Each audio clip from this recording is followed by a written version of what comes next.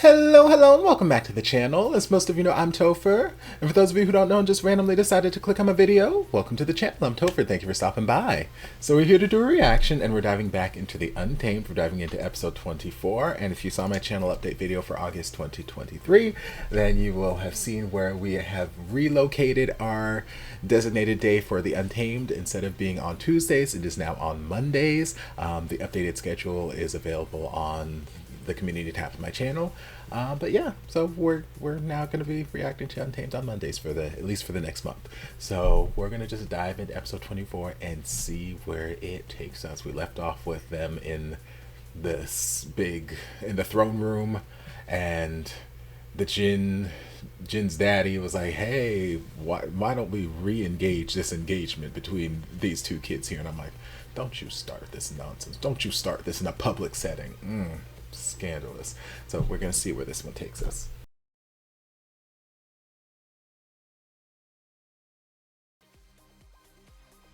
Okay, this was a much slower paced episode. It still went by relatively quickly, but it wasn't as action packed or actionly driven. It was very quiet episode. There were a lot of quiet moments, conversations, reflections, and whatnot. Very quiet, lots of beautiful scenery, lots of beautiful background music instrumentals. We started off where we left off last time in the dining hall, or in the throne room, at the celebration, where he's like, yeah, I think that they should get engaged again.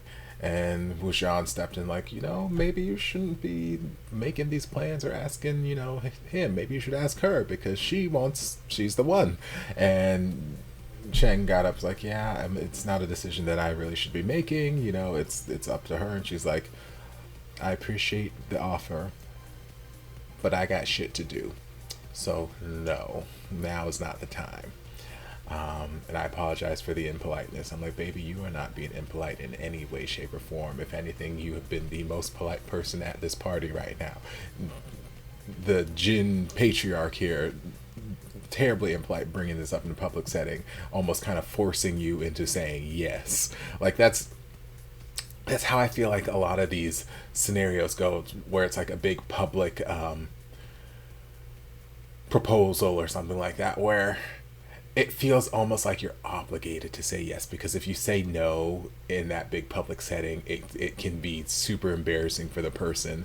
So it's like, I just feel like sometimes this one of those situations that should be handled in more of a private situation, private setting, not in front of God and everybody. But she was very, very polite about it.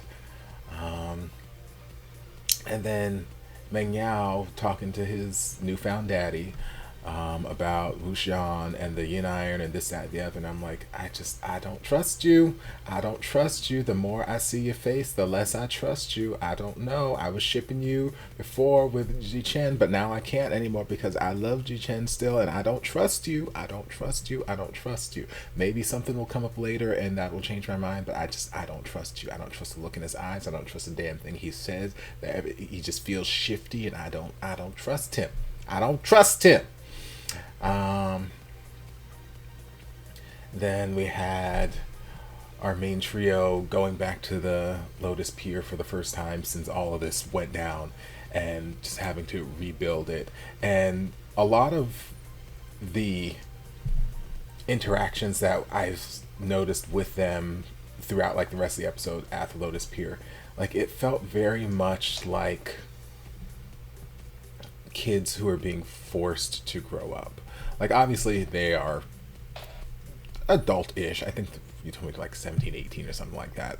They're grown-ish enough, but still, they're still kids. They weren't ready to take on all this responsibility. They weren't planning on this just yet. Yes, they knew that their life would probably lead them to this, but they weren't planning on this yet. Their parents were still alive and healthy, and they thought they had years and years and years and years upon this to learn and grow and all this other kind of stuff. And now they're just being thrust into this responsibility of running this clan, and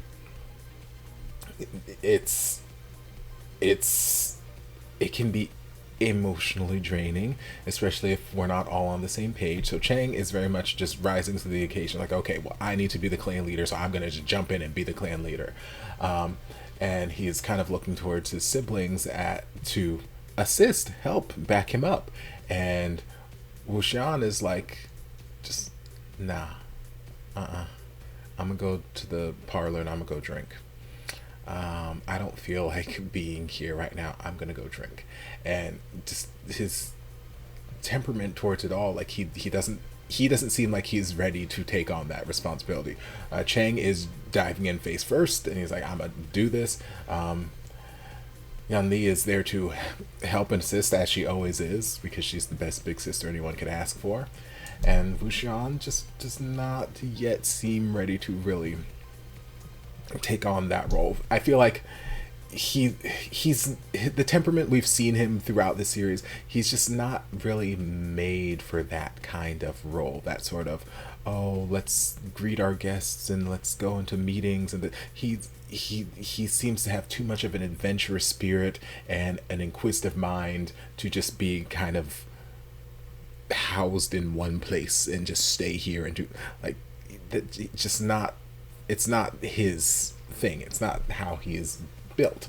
So he's kind of being almost had this opportunity, or having this thrust upon him. And it's like, it's not made for him. Plus he's also got these temperamental changes happening because of his interactions with the the tiger metal that he's got going on, and all his dark magics and his flute. And we had Zhan come and have some drinks with him and basically just try to coax him into coming to the cloud recesses, because again, we're trying to find some way to purge him of this darkness that is in his system. He does not see it as a bad thing. He doesn't see it as he's under this influence or whatnot, but us on the outside can see, even though he might be in some sort of control of it, he might be able to use it, weaponize it, and this, that, and the other. It has changed his temperament from time to time, and you just see the interactions he's had with people where it's like, okay, there's a change there, there's a difference there. So they're trying to, reverse that before it's too late. And then we had the great conversation with Yan Li and Wuxian after Wuxian came back to the Lotus Pier and had his little fight with Chang, and he's like, you know what, I don't feel like fighting right now, I'm just gonna go to bed. You've been stumbling and all this stuff. I'm like, girl, you please stop drinking, because you've been going hard at it, and it's just not good. But we had the great conversation with Aunt Yan Li, because of course she is amazing and can fix everything, and she's just, we love her to death.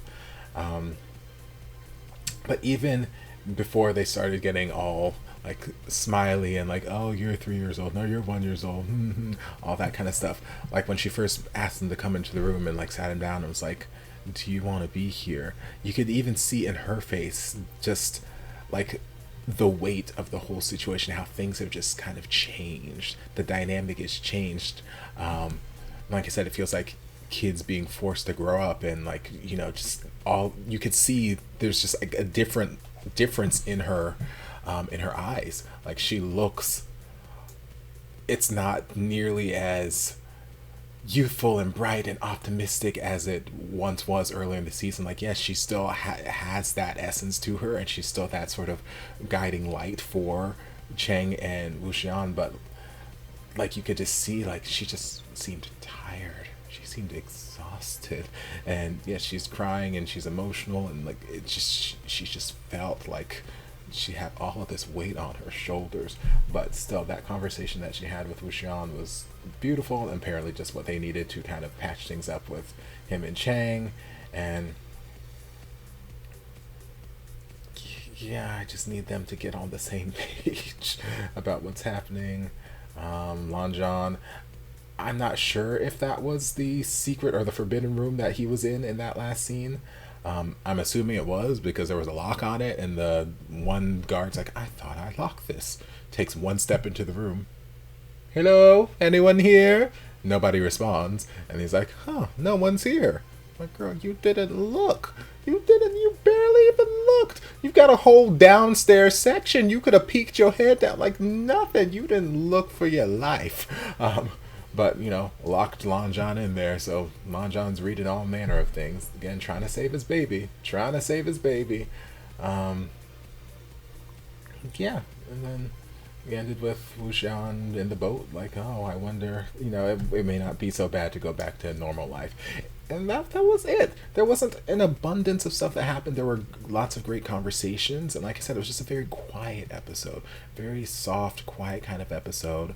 I'm still missing my cinnamon roll, and I'm getting impatient at this point. It has been far too many episodes since I've seen him, and I require him on my screen with a quickness.